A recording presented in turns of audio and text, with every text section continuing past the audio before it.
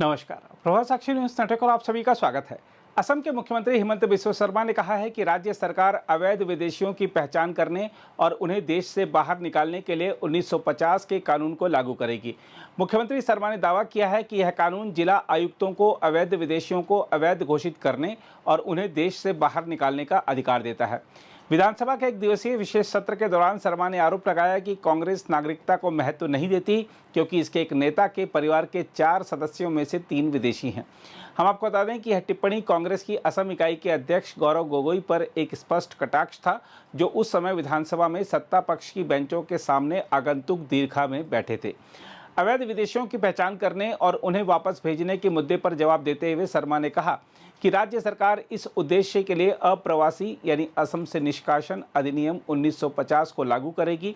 हम आपको बता दें कि यह कानून जिला आयुक्त को अवैध विदेशियों को अवैध घोषित करने और उन्हें देश से बाहर निकालने का अधिकार देता है। शर्मा ने कहा कि उच्चतम न्यायालय की संवैधानिक पीठ ने हाल ही में फैसला दिया है कि यह अधिनियम प्रभावी है और सरकार इसके प्रावधानों के तहत कार्रवाई कर सकती है। उन्होंने कहा कि हाल के महीनों में 300 से अधिक अवैध बांग्लादेशियों को वापस भेज दिया गया है। हम आपको बता दें कि all India United democratic front के विधायक रफीकुल इस्लाम ने कहा था कि विदेशी नागरिकों की पहचान की प्रक्रिया बेहद सावधानी से की जानी चाहिए क्योंकि नागरिकता किसी भी व्यक्ति की सबसे मूल्यवान संपत्ति होती है। इसका जवाब देते हुए मुख्यमंत्री हिमंत बिस्वा शर्मा ने कांग्रेस पर अपने हमले और तेज कर दिए। उन्होंने कहा, रफीकुल इस्लाम ने कहा है कि नागरिकता सबसे मूल्यवान संपत्ति है, लेकिन कांग्रेस के लिए ऐसा नहीं हो सकता है क्योंकि उनके यहाँ एक परिवार में 4 सदस्यों में से 3 विदेशी हैं। हम आपको बता दें कि शर्मा लगातार दावा कर रहे हैं कि कांग्रेस सांसद गौरव गोगोई की पत्नी ने अपनी ब्रिटिश नागरिकता बनाए रखी है और उनके 2 बच्चे भी भारतीय नागरिक नहीं हैं। मुख्यमंत्री हिमंत बिस्वा शर्मा ने शनिवार को भी कहा था कि अक्टूबर 2024 में नागरिकता अधिनियम की धारा 6A पर सुनवाई के दौरान सुप्रीम कोर्ट की संवैधानिक पीठ ने कहा था कि असम सरकार को विदेशी नागरिकों की पहचान के लिए हर बार न्यायपालिका के पास जाने की कोई कानूनी बाध्यता नहीं है और हम इस पर विचार कर रहे हैं।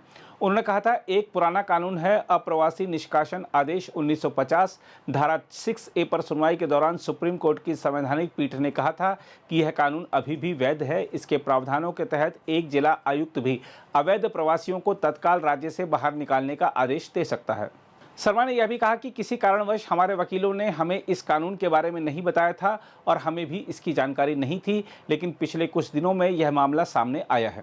मुख्यमंत्री ने यह भी कहा कि एनआरसी से जुड़ी गतिविधियों के चलते जो विदेशी पहचान की प्रक्रिया रुकी हुई थी वह अब थोड़ी तेज होगी। उन्होंने कहा, इस बार अगर किसी को विदेशी के रूप में पहचाना गया तो हम उसे ट्रिब्यूनल नहीं भेजेंगे बल्कि सीधे वापस भेज देंगे। इसके लिए पिछले कुछ दिनों से तैयारी चल रही है। हालांकि उन्होंने यह स्पष्ट किया कि जो लोग अदालत में जा चुके हैं उन्हें फिलहाल वापस नहीं भेजा जाएगा। क्या है अप्रवासी असम से निष्कासन अधिनियम 1950? अगर इसके बारे में बात करें तो आपको बता दें कि इस कानून के तहत केंद्र सरकार को यह अधिकार है कि वह ऐसे किसी भी व्यक्ति या वर्ग को असम से निष्कासित कर सकती है जो भारत के बाहर से असम में आया हो, चाहे वह इस कानून के लागू होने से पहले या बाद में आया हो, और जिसकी उपस्थिति असम में भारत की आम जनता या किसी अनुसूचित जनजाति के हितों के लिए हानिकारक मानी जाए। हम आपको यह भी बता दें कि शर्मा जिस फैसले का हवाला दे रहे थे वह 17 अक्टूबर 2024 को मुख्य न्यायाधीश DY चंद्रचूड़ की अध्यक्षता वाली 5 सदस्यीय संविधान पीठ द्वारा दिया गया था। इस पीठ ने नागरिकता अधिनियम की धारा 6A की वैधता को 4-1 के बहुमत से सही ठहराया था।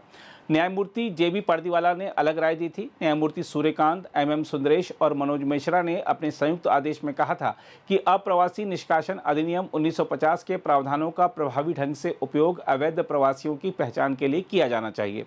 उन्होंने यह भी कहा था कि यह अधिनियम केंद्र सरकार को उन प्रवासियों को निकालने की शक्ति देता है जो भारत के हितों के लिए हानिकारक हैं। अदालत ने कहा था कि अगर IEAA जैसा कोई अन्य विधायी प्रावधान मौजूद है जिसके तहत किसी प्रवासी की स्थिति निर्धारित की जा सकती है तो हम नहीं मानते कि ऐसे कानूनी उपायों का इस्तेमाल निर्वासन के लिए नहीं किया जा सकता। इसलिए हम यह मानते हैं कि IEAA के प्रावधानों को भी धारा 6A के साथ पढ़ा जाए और विदेशी अधिनियम 1946 के साथ मिलाकर विदेशी नागरिकों की पहचान और निर्वासन के लिए लागू किया जाए। IEAA की पृष्ठभूमि पर गौर करें तो आपको बता दें कि यह अधिनियम उस समय लागू किया गया था जब पश्चिम और पूर्वी पाकिस्तान से आए प्रवासियों को विदेशी नहीं माना गया था। इसका उद्देश्य पूर्वी बंगाल, जो कि अब बांग्लादेश है, वहां से असम में हो रहे बड़े पैमाने पर प्रवास से निपटना था। हम आपको यह भी बता दें कि असम में प्रवासियों की समस्या से निपटने के लिए अन्य कानून भी लागू हैं, जैसे नागरिकता अधिनियम की धारा 6A, विदेशी अधिनियम 1946, विदेशी ट्रिब्यूनल आदेश 1964, पासपोर्ट भारत में प्रवेश अधिनियम 1920, पासपोर्ट अधिनियम 1967। अगर आप भी लेना चाहते हैं देश दुनिया की तमाम जानकारी तो आज ही सब्सक्राइब करें हमारे चैनल को। साथ ही नीचे दिए बेल आइकन को जरूर दबाएं ताकि हर अपडेट आप तक पहुंच सके।